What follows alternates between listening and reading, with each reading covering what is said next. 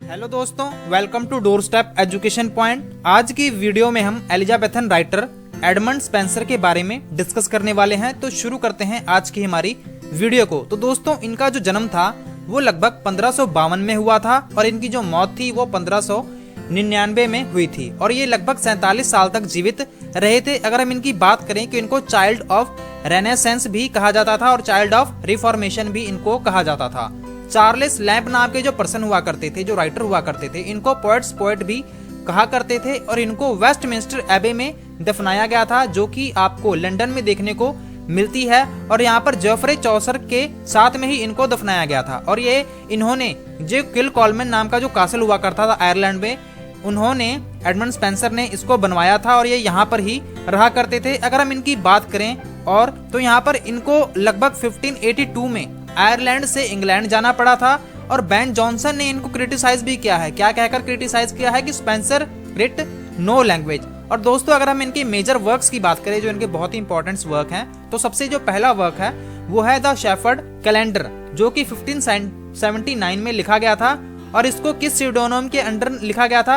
एमेरिटो नाम के अंडर इस वर्क को लिखा गया था। और यहाँ पर आपको 12 इकलॉग देखने को मिलता है, जो कि 12 मंथ्स को रिप्रेजेंट करता है। अब आप पूछेंगे कि इकलॉग क्या होता है, तो इकलॉग आप कह सकते हैं कि पास्टरल डायलॉग फॉर्म में जो बात कही गई होती है उसको यहाँ पर लिखा जाता है। और यहाँ पर इसके और भी जो इम्पोर्टेंट बातें हैं, यहाँ पर जो जनवरी इकोलॉग और यहाँ पर जो अप्रैल इकोलॉग है, इसके बारे में भी हम डिस्कस कर लेते हैं। तो यहाँ पर जो जनवरी इकोलॉग है, यहाँ पर unrequited love for Colin clouds for Rosalind के बारे में बताया गया है। और यहाँ पर जो कॉलिन क्लाउड है वो स्पेंसर खुद को यहाँ पर मानते हैं। और यहाँ पर जो अप्रैल इकोलॉग है, इसमें उन्होंने प्रेज की है। किसकी प्रेज की है?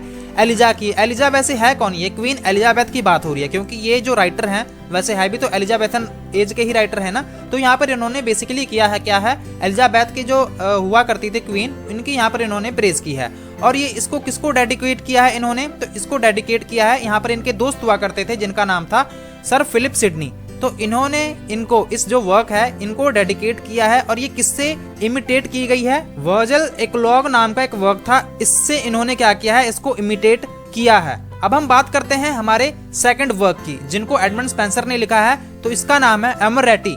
इसको यहाँ पर 1595 में लिखा गया था और ये फर्स्ट सोनेट सीक्वेंस था। आप कह सकते हैं जो सोनेट होती है वो 14 लाइंस की जो पोएम होती है उसको हम सोनेट कहते हैं। और यहाँ पर इसमें आपको सीक्वेंस में लगभग 88 से 89 जो सोनेट्स हैं वो आपको देखने को मिलती है। वैसे दोस्तों, अगर हम इस आंकड़े की बात करें, जो आपको डाटा मैं आपको बता रहा हूँ 88 और 89, आपको कहीं कहीं 88 देखने को मिलेगा और कहीं कहीं आपको 89 जो सोनेट्स हैं वो देखने को मिलेगी। और इन्होंने ही जो स्पेंसरियन जो सोनेट है इसको यहाँ पर डेवलप किया था, जो कि इंटरकनेक्टेड राइम स्कीम होती है, जिसको आप याद भी कर सकते हैं AB AB BC BC CD CD EE। ये राइमिंग स्कीम है स्पेंसरियन सोनेट की। और ये इन्होंने इसको एड्रेस किसको किया था? जो इनकी सेकंड वाइफ हुआ करती थी एलिजाबेथ बॉयल को इन्होंने इसको कह सकते हैं कि एड्रेस करने के लिए ये जो पोएम थी इसको लिखा था। इनका जो तीसरा वर्क था इसका नाम है एपिथेलमियम। इसको 1595 में लिखा था, जिसको आप वेडिंग सॉन्ग भी कह सकते हैं, जो कि एक न्यूप्टियल सॉन्ग था,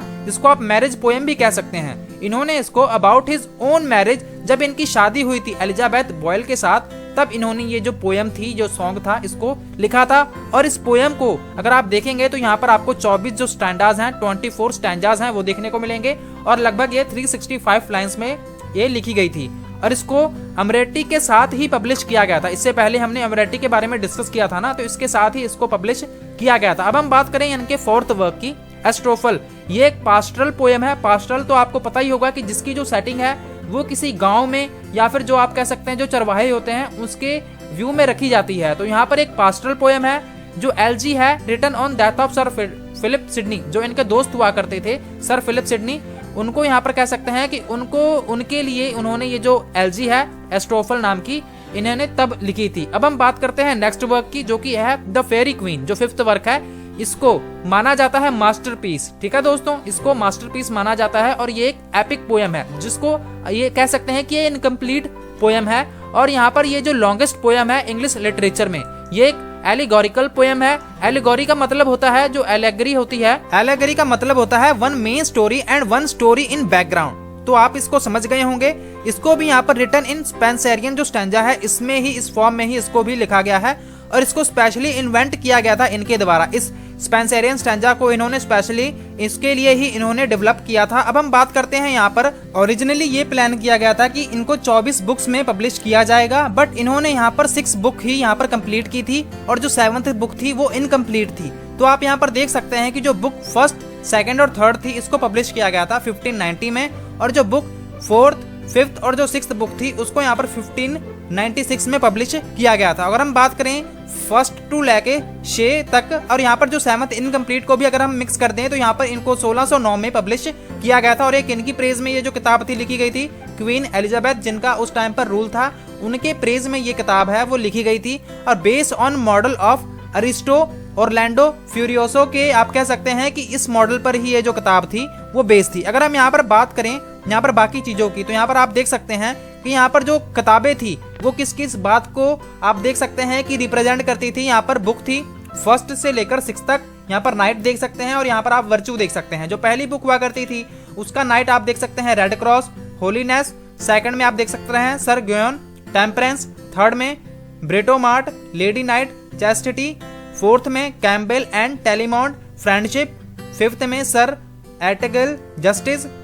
6th में आप देख सकते हैं सर कैलिडेयर, कर्सी। इसको आप स्क्रीनशॉट भी इसका लेना चाहे तो ले सकते हैं। अब हम बात करें यहाँ पर किंग आर्थर रिप्रेजेंट मैग्निफिसेंस, यहाँ पर दिखाया गया है, और जो magnificence is sum of all 24 virtues. अब हम बात करते हैं यहाँ पर इनके 6th वर्क की, तो जो प्रोथैलेमियम जो इनका वर्क था ये भी एक निप्ट्यूअल ही पोयम है। इसमें यहाँ पर जो 2 सिस्टर थी उनकी मैरिज को सेलिब्रेट किया गया है। अब हम यहाँ पर बात करें कि यहाँ पर जो इनका 7th वर्क था Colin clouds come home again, ये एक पास्टरल पोएम है जो कि ऑटोबायोग्राफिकल है। ये डेडिकेट की थी किसको? सर वॉल्टर लेक को इन्होंने डेडिकेट की थी, और ये डील करती है स्पेंसर विजिट जब वो लंदन गए थे 1591 में। तो ये इसी बात को यहाँ पर इस वर्क में बताया गया है। अब हम यहाँ पर बात करते हैं लास्ट वर्क की। इनका जो लास्ट वर्क था वो था द कंप्लेंट्स। तो यहाँ पर ये लास्ट वर्क नहीं है, वैसे सेकंड लास्ट वर्क है। तो यहाँ पर एक कलेक्शन है द कंप्लेंट्स नाम का वर्क। ये भी किसके द्वारा लिखा गया था? एडमंड स्पेंसर के द्वारा 1590 में। तो यहाँ पर आपको कलेक्शन देखने को मिलती है 9 पोएम्स की। यहाँ पर जो कुछ फेमस पोएम है the ruins of time, mother Hubbard, stales, ये जो आपको दोनों पोएम है ये आपको इसमें देखने को मिलती है। वैसे मेनली इसमें आपको 9 पोएम देखने को मिलती हैं, बट बेसिकली जो यहाँ पर आपको 2 पोएम है ये बहुत ही ज्यादा इंपॉर्टेंट है। अब यहाँ पर 9th वर्क है इसके बारे में भी डिस्कस कर लेते हैं। A view of the present state of Ireland last work था इनका, जो कि पब्लिश्ड पोस्टमसली, मतलब कि इनकी मौत के बाद 1633 में ये जो वर्क है वो पब्लिश किया गया था। और ये इसके अगर हम नेचर की बात करें तो ये प्रोज वर्क हुआ करता था। तो दोस्तों आज की वीडियो में इतना ही। एडमंड स्पेंसर के जो इंपॉर्टेंट वर्क हैं उनको हमने डिस्कस कर लिया है। दोस्तों आपको वीडियो कैसी लगी? अगर हेल्पफुल लगी हो तो आप हमें कमेंट करके जरूर बताएं। वीडियो पसंद आई हो तो आप इसको लाइक करने के बाद आप अपने दोस्तों के साथ भी शेयर कर सकते हैं। अगर आपने हमारे चैनल को सब्सक्राइब नहीं किया है तो आप इसको सब्सक्राइब जरूर कर लें, क्योंकि हम इस तरह की जो वीडियोस हैं वो लाते रहते हैं। अगर आपको दोस्तों वीडियो पसंद ना आई हो तो आप हमें जो कंस्ट्रक्टिव क्रिटिसिज्म होता है कि हम अपनी वीडियोस को कैसे इंप्रूव कर सकते हैं, अपने अगर आप कहेंगे कि हम इसमें और कंटेंट ऐड कर सकते हैं तो आप हमें जरूर बताइएगा कि हम इसमें और भी ज़्यादा कंटेंट है कि ऐड कर सकें और आपको जो वीडियो है वो और भी हेल्पफुल और अच्छे तरीके से प्रोवाइड करवा सके। तो दोस्तों आज के लिए इतना ही। Thank you so much for watching. God bless you all.